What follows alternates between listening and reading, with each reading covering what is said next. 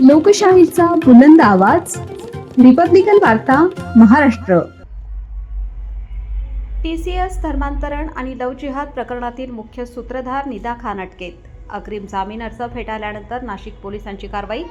छत्रपती संभाजीनगरमधून केली अटक.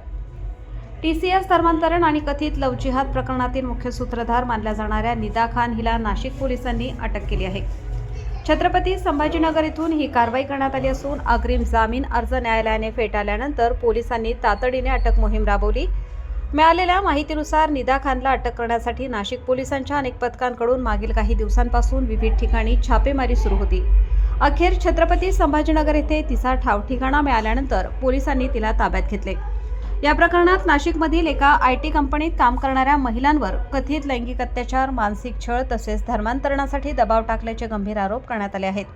या प्रकरणामुळे राज्यभरात मोठी खळबळ उडाली असून विविध संघटनांकडून कठोर कारवाईची मागणी करण्यात येत होती. दरम्यान निदा खानच्या अग्रिम जामीन अर्जावरील सुनावणी दरम्यान सरकारी पक्षाने गंभीर मुद्दे न्यायालयासमोर मांडले होते.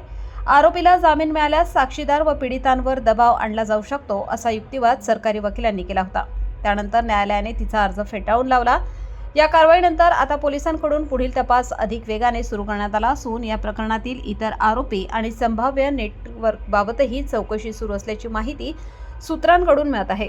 रिपब्लिकन वार्ता महाराष्ट्र न्यूजसाठी विशेष प्रतिनिधी आनंद आभाडे, Nashik. Subscribe now and press the bell icon.